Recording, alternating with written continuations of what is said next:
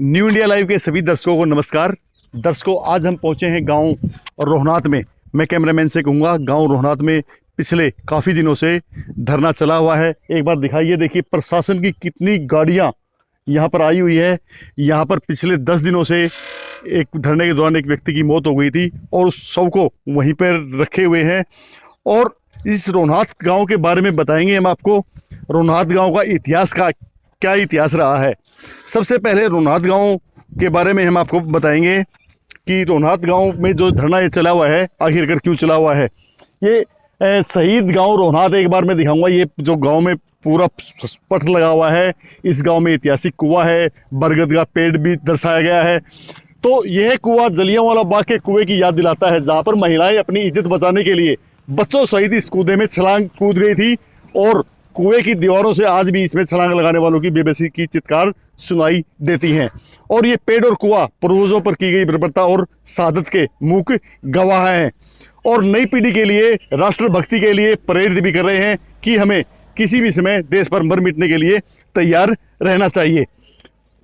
वहीं अगर इस गांव के इतिहास के बारे में हम देखें तो भारत माँ को गुलामों की बेड़ियों से आज़ाद करवाने के लिए अपने सीने पर गोलियां खाने और हंसते हंसते फांसी के फंदे को चूमने वाले शहीदों को रोहनात गांव की कुर्बानी हमेशा याद रहेगी।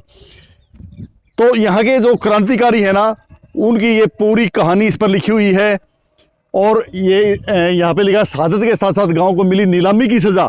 इस गांव की जो भूमि थी वो ग्रामीणों द्वारा की गई मुखालफत अंग्रेजों की फूट को आंख नहीं सुहाई और उन्होंने रोहनात को बागी गांव घोषित कर दिया गया।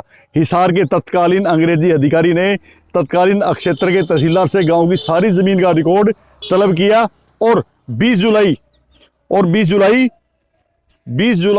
1858 को गांव की ज़मीन को नीलाम कर दिया, जिसके तहत 20,656 बीघे 19 बिस्वे ज़मीन की नीलामी की गई।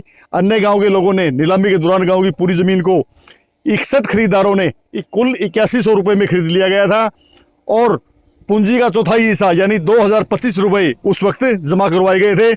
इस राशि पर उनके नाम छोड़ दिया गया था। अंग्रेजी हुकूमत की बर्बरता व क्रूरता को झेलने के वाले इस गांव रोहनात के निवासियों को देश की आज़ादी के लिए दी गई अपने पूर्वजों की शहादत पर हमेशा नाज रहेगा। इस गांव की कुर्बानी को कभी भुलाया नहीं जा सकता। 75 साल हो गए हैं देश को आज़ाद हुए, लेकिन इस गांव के ग्रामीण मानते हैं कि हमको अब तक भी हम आज़ाद नहीं हुए हैं। हालांकि प्रदेश के मुख्यमंत्री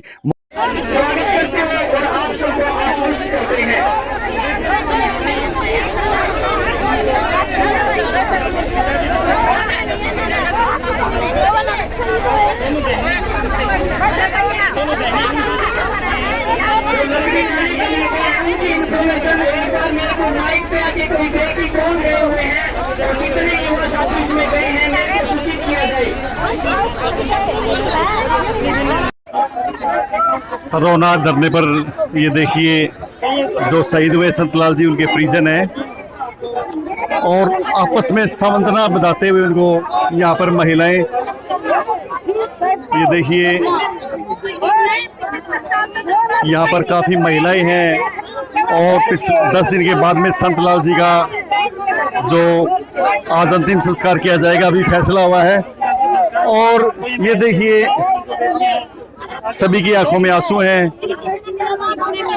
सभी की आंखों में आंसू हैं। ये देखिए महिलाएं सांत्वना देती हुई। भाई मत करा करें, ठीक है ना, आप हिम्मत करा तो सब हिम्मत करेंगे। धरने पर एकदम शहीद होता है ना, गम का माहौल। हर शहीद की विदाई के समय सभी की आंखें नम हैं।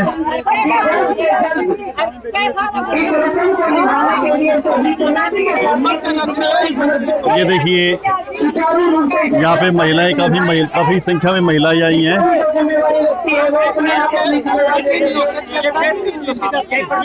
ये काफी संख्या में महिलाएं आई हैं।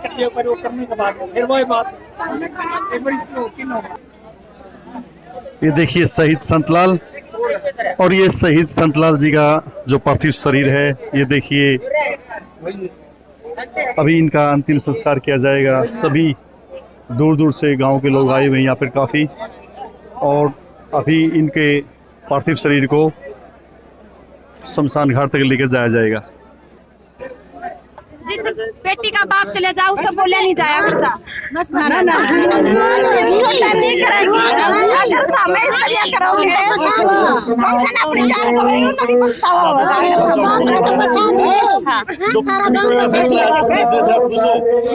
भाई कमेटी का जो फैसला है, पूरे 10 दिन हमारे ताऊ जी ने शहादत दे रखी, पार्थिव शरीर रखा, कहीं ना कहीं सरकार की टेबल पर हमारा समझौता हो गया कि भी सारी मांगे मान ली जाएंगी। तो कहीं ना कहीं आज हमारे ताऊ जी की आत्मा भी खुश हुई है, जिन्होंने अपनी जान गई तो वो पूरे हरियाणा इस भारत देश का काम आई है। अरे जिस गांव में 75 साल तक तिरंगा नहीं लहराया गया था, हमारे ताऊ जी ने जान गवाई तो वो नकारा नहीं गई है। इस गांव में तिरंगा भी फहराया जाएगा। ये गांव आजाद है हमारे ताऊ जी की शहादत से। तो कहीं ना कहीं हमने ताऊ जी का जाने का दुख भी है, लेकिन जो हमारे ताऊ जी ने जान गवाई है वो नकारा नहीं जानते, इस चीज की हमने खुशी भी है। जी गर्व है इस बात का, बड़ा गर्व है। हमें जो 75 सालों से हम लड़ाई लड़ रहे थे, वैसे तो ये गाँव 200 साल से लड़ाई लड़ रहा था, लेकिन आजाद होने के बाद भी 75 सालों से जो लड़ाई लड़ रहे थे, उस लड़ाई को ताऊ संतलाल जी ने अपना जीवन दान देकर और सफल बना दिया। भाई जो बातें टेबल पे हुई है, जब तक वो पूरी नहीं हो जाती इस गांव के लिए, तब तक सांकेतिक धरना चलता रहेगा। सरकार के लिए एक संदेश है, आप वादा खिलाफी करने की मत सोचना। ना तो ये लोग भी यही हैं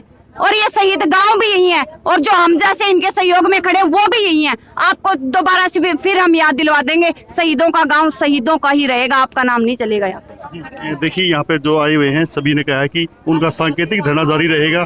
ये देखिए संतलाल जी की जो बेटी हैं, ये बड़े ही गम के माहौल में इनकी आंखें नम हैं, रो रही हैं, और अब उनके अंतिम संस्कार की